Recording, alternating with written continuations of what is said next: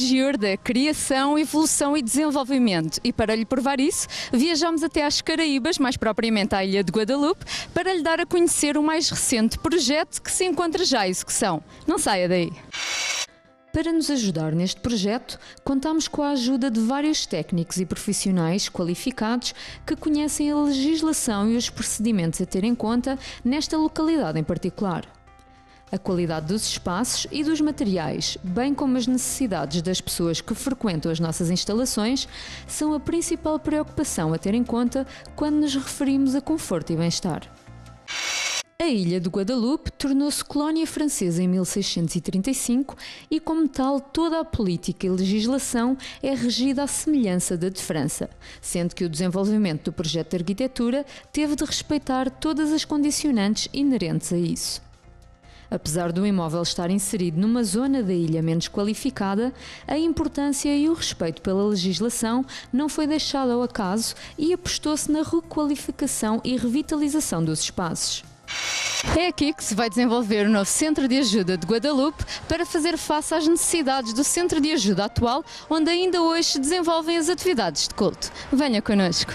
O antigo centro de ajuda já não era suficiente para albergar o número de pessoas que o frequentam e as condições do espaço também não, uma vez que existiam várias deficiências, tais como problemas térmicos, acústicos, de isolamento, infiltrações, bem como os próprios materiais e acabamentos que estavam muito degradados. Era, portanto, urgente conseguir um espaço com todas estas características e mais-valias necessárias que resultassem no melhor desempenho das atividades, conforto dos utentes e resolvessem todos os problemas técnicos e funcionais da instituição. Localizado perto do mar, na rua Coel Lefebvre, em Pointe-à-Pitre, o imóvel fica virado para uma das avenidas principais, possuindo uma boa área de estacionamento. Tratava-se de um armazém completamente abandonado e devoluto, sem qualquer tipo de infraestruturas ou condições de habitabilidade. Deste imóvel, apenas conseguiu aproveitar algumas paredes periféricas, parte do revestimento de pavimento e a própria estrutura. Se deseja colaborar com esta ou outra obra específica, faça-o através do site iurd.pt/doações. A Engiur realiza todas estas obras a pensar no seu conforto e segurança. Se tem alguma sugestão que gostaria de partilhar ou que gostaria de ver realizada na sua igreja, faça-o através do e-mail sugestões@engiur.com. A intervenção proposta para a reabilitação do edifício teve como premissa manter a área construída, assim como o perímetro existente do imóvel e aproveitar ao máximo os limites da construção. O projeto desenvolve-se longitudinalmente no seu interior, com a entrada pela fachada principal completamente envidraçada. Após entrar no espaço, segue-se um corredor que distribui o acesso às diversas áreas do edifício. À entrada, será executada uma antecâmara que visa criar uma barreira acústica para o exterior. O primeiro espaço a que temos acesso, do lado esquerdo, é uma sala destinada à força jovem. Continuando pelo corredor, acede-se a 4 salas de EBI ou escolinhas para as crianças, instalações sanitárias, uma área de serviços administrativos e salas de apoio. No final do corredor, podemos encontrar portas de acesso à nave principal com capacidade para 680 lugares sentados e, por fim, atrás do altar, um conjunto de zonas técnicas e de apoio às atividades do centro de ajuda. Houve a necessidade de criar várias saídas de emergência que resultaram na abertura de vários vãos que não existiam anteriormente para poder responder aos padrões impostos pelo Plano de Acessibilidades e Segurança contra Incêndios previstos pela legislação local. Deste modo, todos os espaços mencionados têm acesso quase imediato ao exterior, garantindo o conforto e segurança de todos. Bonjour, monsieur. Bonjour. Vu que les travaux viennent commencer seulement il y a un mois, quels sont les obstacles ou difficultés que vous avez rencontrés jusqu'à présent? Alors les difficultés, bonjour tout d'abord, et les difficultés ont été multiples. avant les 1 mois que le chantier ne commence, nous avons rencontré déjà la difficulté pour avoir le local.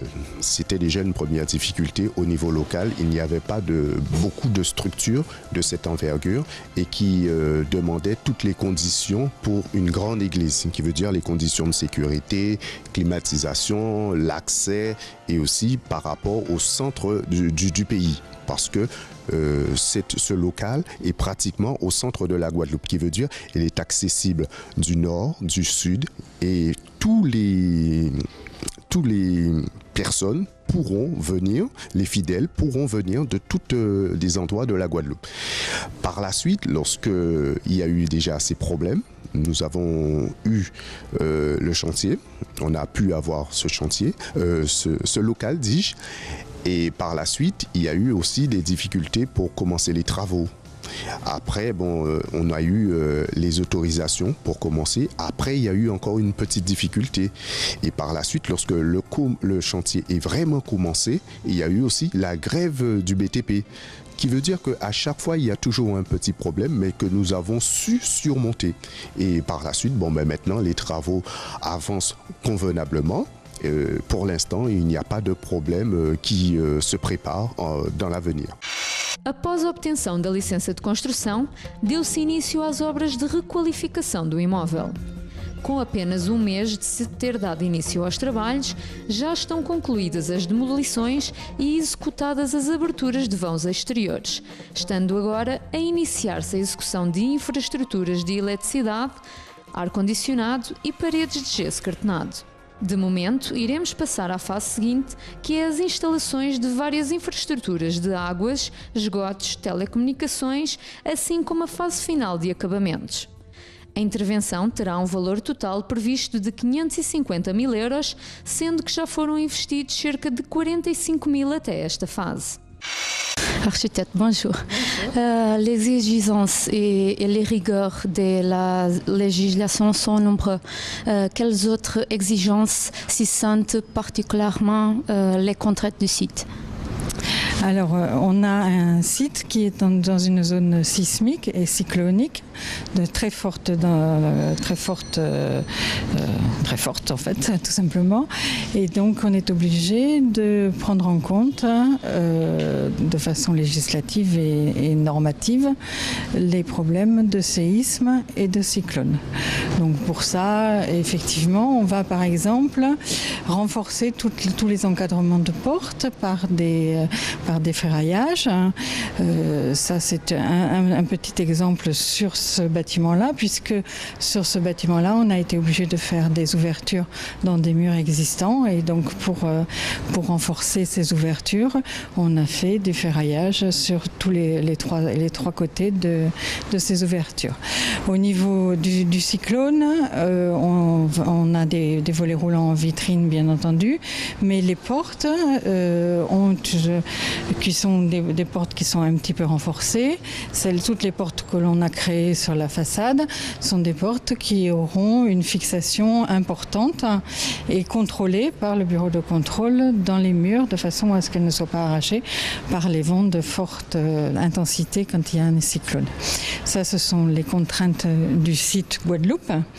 Et autrement, on a des contraintes du fait d'être dans un établissement recevant du public, qui est un grand établissement, on pourra recevoir jusqu'à 750 ou 800 personnes.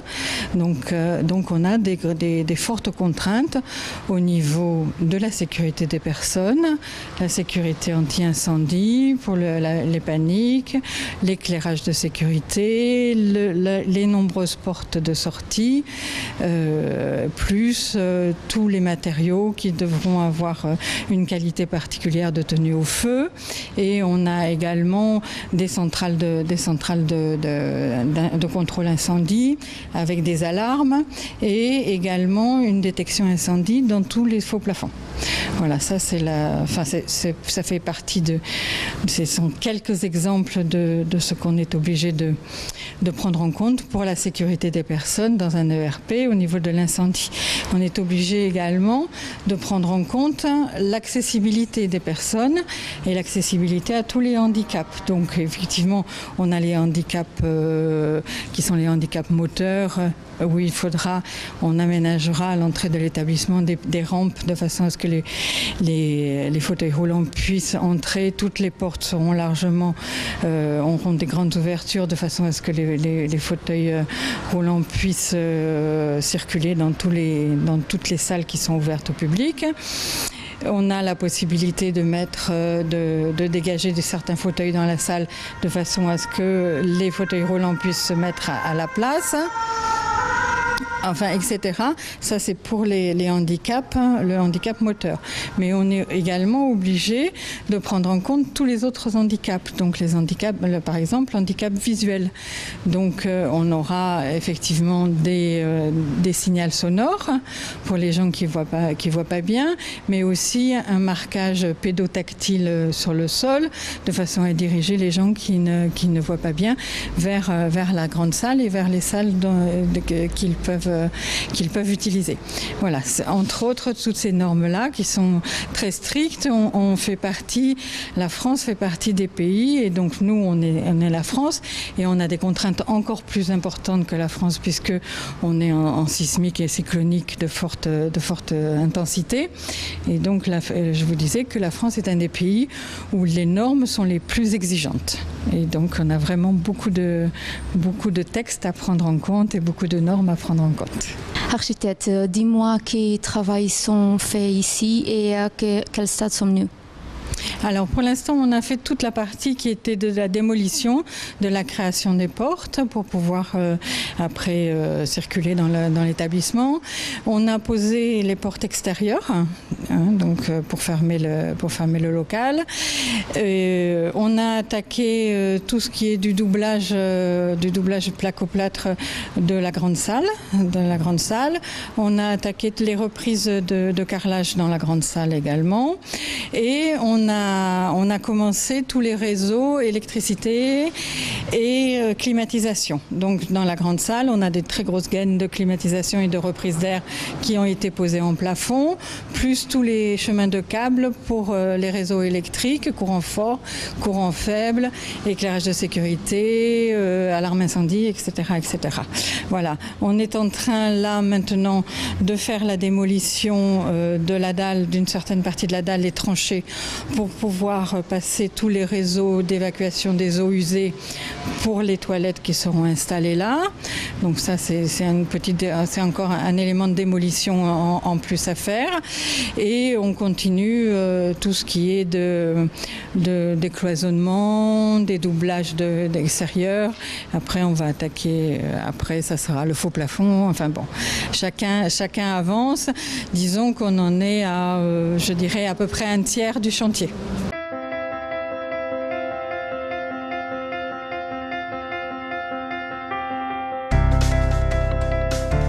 O conceito de desenvolvimento sustentável surge pela primeira vez na década de 80, defendendo-se um modelo em que haja um equilíbrio entre as necessidades de desenvolvimento e o meio ambiente, visando melhorar as condições de vida atuais sem comprometer as gerações futuras. Esta perspectiva de sustentabilidade é aplicada ao setor da construção, uma vez que este é o responsável por grandes danos sobre o meio ambiente. A nível da concepção, existe um vasto conjunto de soluções aplicáveis à arquitetura que podem ajudar a prevenir ou a minimizar os danos causados por situações sísmicas, como, por exemplo, evitar vãos abertos no piso térreo, evitar pilares curtos no piso térreo, procurar simetria bidirecional nos edifícios, principalmente no que toca a elementos com elevada inércia, tal como as caixas de elevadores, evitar grandes saliências suspensas, tal como as varandas muito largas, sem qualquer suporte exterior.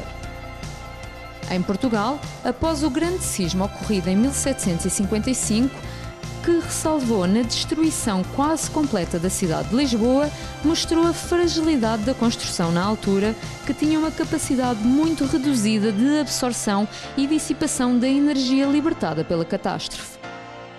A partir daí, começaram a tentar criar estruturas antissísmicas com os materiais que tinham. Foi também por esta razão que se tornou comum a utilização de betão armado. Enquanto o betão confere a maior parte da resistência à compressão, o aço confere ao sistema flexibilidade e resistência à tração. Atualmente temos já materiais muito mais eficazes, como por exemplo a fibra de carbono, que é super resistente e flexível. No entanto, ainda não substitui por completo o betão armado devido ao seu custo elevado. Hoje em dia sabemos que quanto mais flexível o edifício é, menos suscetível é aos sismos. Na construção, é então necessário arranjar um meio-termo entre estes dois fatores para encontrar o melhor desempenho possível dos edifícios.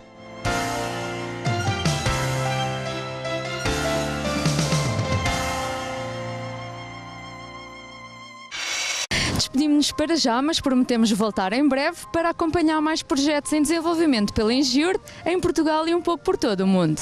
Obrigada por ter estado connosco. Até um próximo encontro. Tenha uma ótima semana.